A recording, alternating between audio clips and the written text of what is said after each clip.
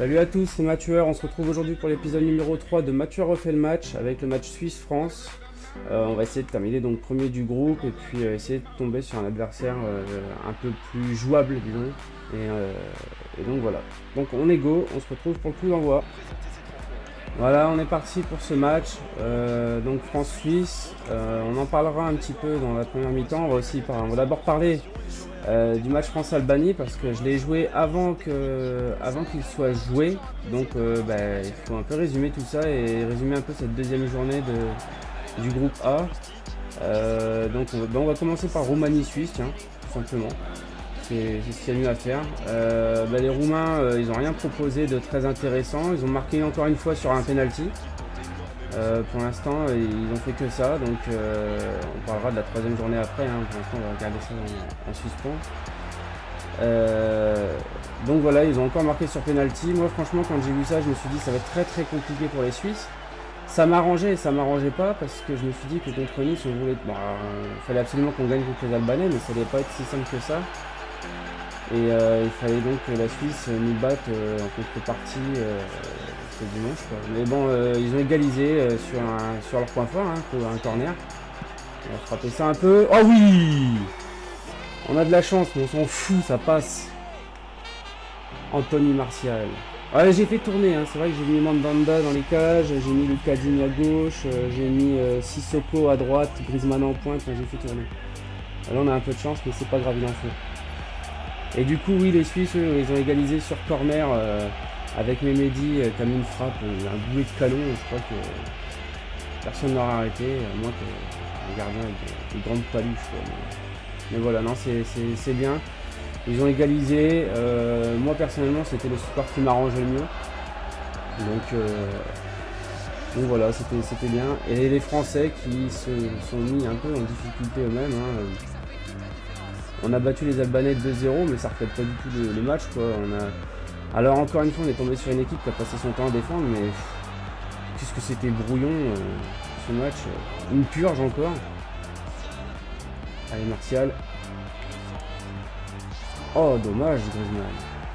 Et donc, oui, on a gagné 2-0, mais on a attendu la 90e quasiment pour marquer encore. Payet qui attend la 96e pour mettre son petit but. Bon, ça, c'était surtout pour dire on gagne 2-0.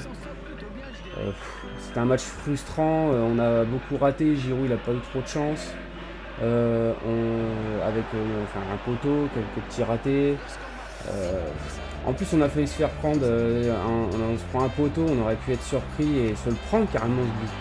Alors ça aurait peut-être ouvert le match, mais bon je pense pas, je pense que les Albanais auraient passé leur temps à défendre encore plus. C'était déjà quelque chose qu'ils maîtrisaient plutôt bien. Alors, on va pas... Et bon, on va pas se plaindre, on a gagné 2-0. Griezmann qui joue son compteur but, c'est bien, ça lui fait du bien. Il y a eu des choix forts de Deschamps, Pogba qui jouait pas, et il a joué en deuxième mi-temps, parce que le 4-2-3-1, ça passait pas. C'est pas... Voilà, c'est brouillon mais ça passe. Donc Griezmann qui rentre en cours de match, je pense que c'est bien, parce qu'on en parlera après pour le match France-Suisse. Je pense que Griezmann, mais surtout Pogba, ça l'a piqué d'avoir été remplaçant pour ce match-là, et c'est vrai que le match suivant contre la Suisse, on en parlera tout à l'heure, il était plutôt très très bon de ce côté-là. Pour moi, c'était un super coaching de Didier Deschamps de faire ça. Roumanie-Albanie, je pense que tout le monde a été surpris. D'ailleurs, c'est pour moi la belle histoire du groupe. Alors, ça sera certainement juste pour les Albanais de passer, mais ils ont gagné leur premier match de leur histoire pour un Euro. C'était la première fois qu'ils se qualifiaient, donc ils ont eu leur première victoire. C'est cool. Ils n'avaient pas marqué de but jusque là, ils en ont marqué qu'un, ça a suffi. C'est pareil, les Roumains, ils n'ont pas marqué un seul but dans le jeu, c'est une grosse déception, ils ont pris énormément de buts, je pense que voilà, ça n'a pas payé dans ce groupe. Et puis voilà, ils sont arrivés ici, ils pouvaient être dans les meilleurs troisièmes, il suffisait de battre, vu qu'ils ont fait match nul contre la Suisse, avec une victoire contre l'Albanie, ils étaient certainement dans les meilleurs troisièmes. Là finalement ils sont même pas là, donc c'est une grosse déception. Franchement moi je suis surpris, mais en même temps je me dis que c'est bien pour l'Albanie qui sauve son honneur un peu quand même. Ils ont mis un très beau but, alors ils ont profité d'une mauvaise communication entre le gardien et son défenseur côté roumain. Mais c'est un beau but et puis bah, ils ont rien lâché et tout. Et franchement, ça c'est plutôt mérité. C'était sympa à voir, le public était content. Et puis finalement, on partage un peu ça avec eux, c'était sympa. Et donc France-Suisse, bah là, il y a des choses à dire. Ou pas, j'en sais rien. C'était une purge à regarder aussi ce match. On a vu une bonne première mi-temps parce que bah, c'était un peu plus ouvert que les 2 premiers matchs pour les Français en tout cas. Ils ont bien dominé, les Suisses ont essayé de tenter des choses aussi.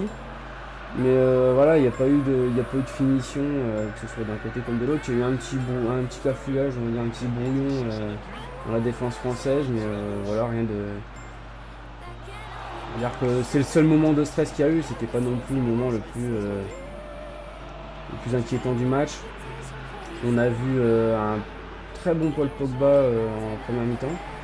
Il s'est éteint un peu en deuxième, mais un peu comme toute l'équipe. Je pense qu'il y avait surtout... alors les Suisses avaient peut-être moins de pression du fait que bah, je pense qu'ils se sont tenus au courant que l'Albanie menait 1-0. Ils ont quand même fermé le jeu parce que bah, voilà, ils voulaient essayer de prendre un peu les Français en compte, mais ça a pas marché puisque les Français n'ont pas forcément attaqué. Allez, oh dommage. Ils n'ont pas forcément attaqué parce que bah, c'était pas eux de faire le jeu tout simplement. Nous on s'est contenté du match nul, c'est dommage pour la confiance, mais voilà quoi. On a eu un très gros Paul Pogba, on n'a pas eu de chance, il a mis une grosse barre en début de match. Après il est tombé sur un grand Sommer aussi qui a fait un super match, le gardien suisse. Donc non, il faut pas... Griezmann qui s'est procuré quelques petites occasions. Payet qui fracasse la barre aussi, donc on n'a pas eu de chance non plus dans ce match là. Il va falloir un peu régler ce problème de réalisme et puis essayer de se mettre à l'abri dans des matchs avant la 88e ou quoi, parce que c'est vrai que dans les matchs à venir ça va compter quoi.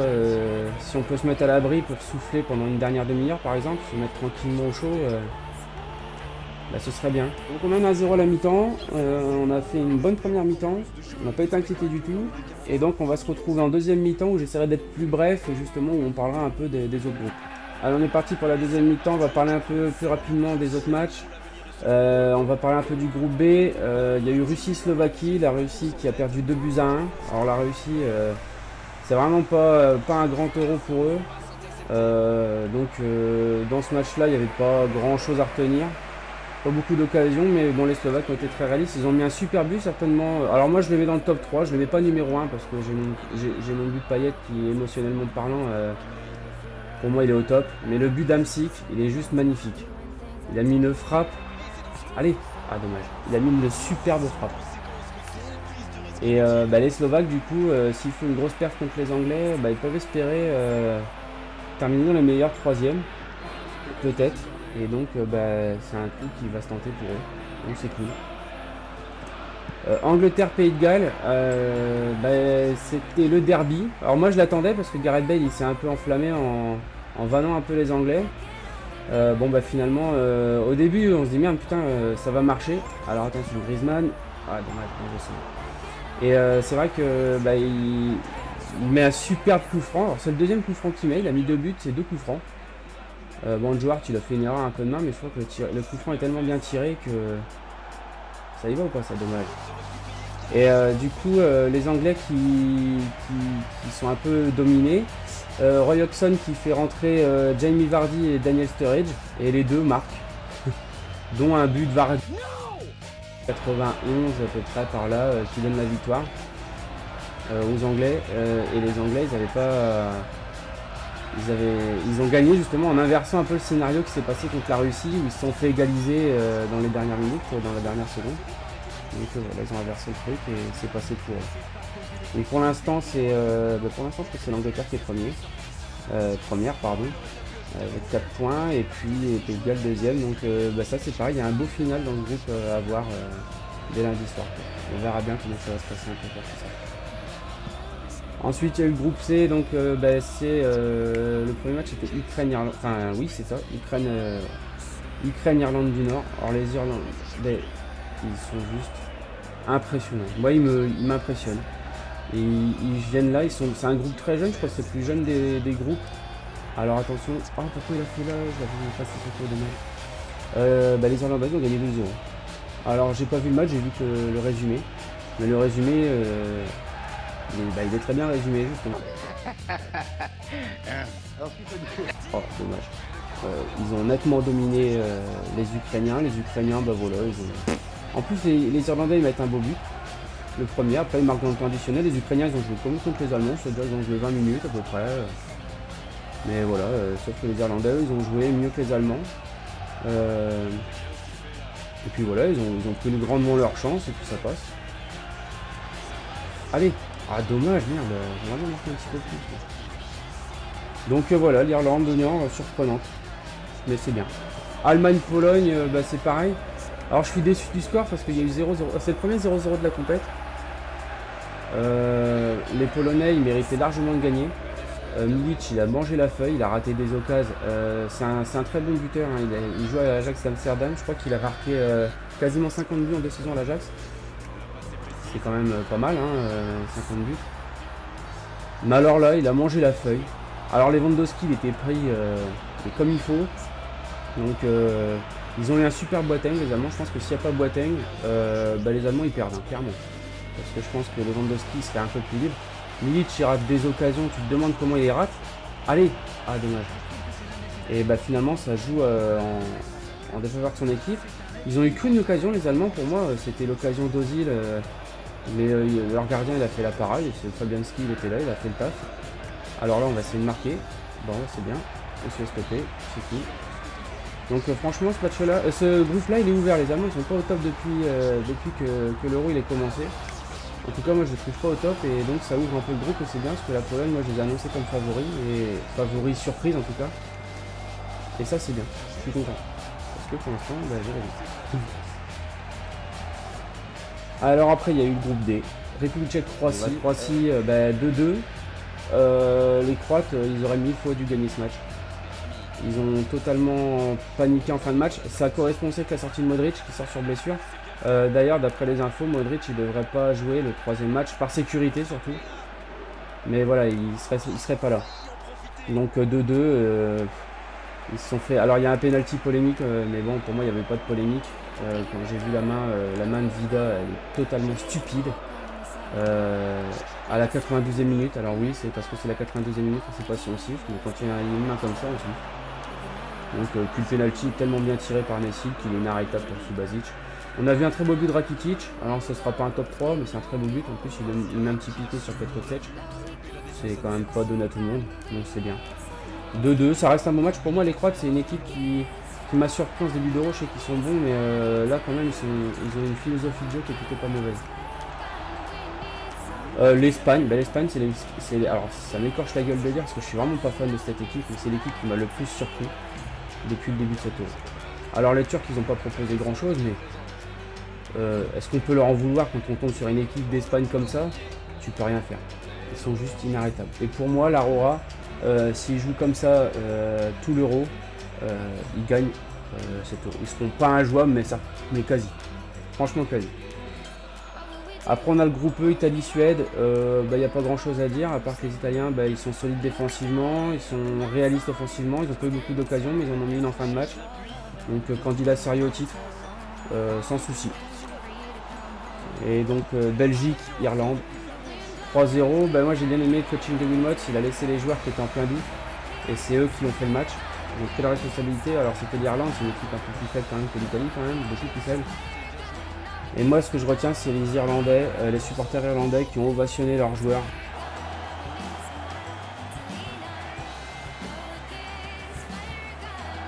Ça, franchement ça m'a mis des frissons. C'est franchement une des plus belles images que j'ai vues depuis le début de cet Euro. Le grand mur vert qui applaudit tout le monde, c'est génial.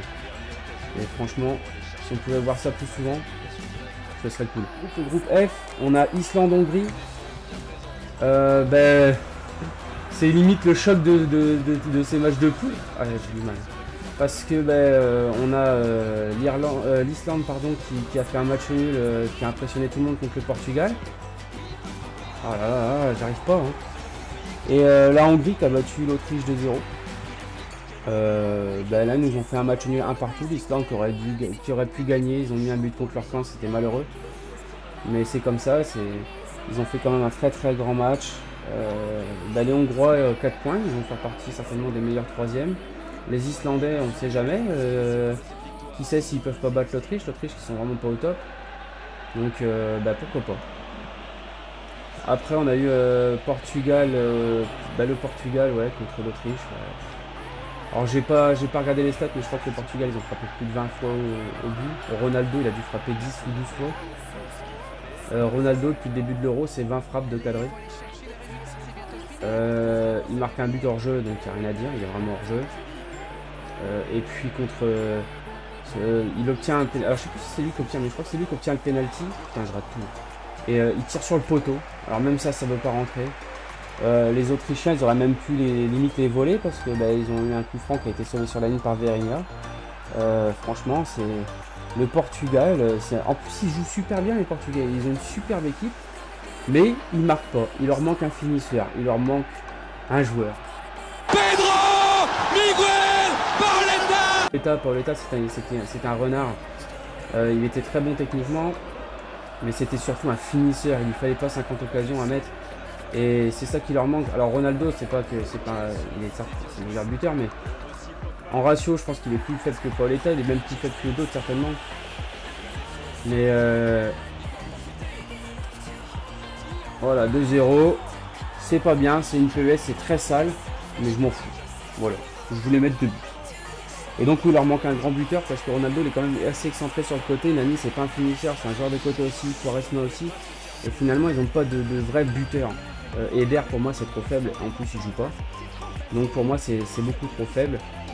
Et donc les Portugais pour l'instant ils sont 3e. Alors moi je pense que voilà, ils vont quand même passer contre la Hongrie, mais voilà, on attend mieux d'une équipe comme ça en tout cas. En tout cas moi j'attends mieux d'eux. Donc voilà, on va regarder un peu ce que ça va donner au niveau de nos groupes dans le jeu. Donc l'Albanie a gagné 3-0 contre la Roumanie, donc finalement les scores sont à peu près... alors il y a plus de buts, mais on est à peu près dans l'optique... France qualifiée, Albanie qualifiée. La Roumanie je sais pas, on va voir ça. Et la Suisse éliminée, alors ça c'est impressionnant. Donc je sais pas sur qui on va tomber, on va aller voir ça. Ou non, je stoppe la vidéo ici. Et moi je vous dis à la prochaine vidéo pour les 8e. Et on verra si on est tombé sur le même adversaire que dans le jeu. Donc voilà, d'ici là portez-vous bien. Ciao, bye bye.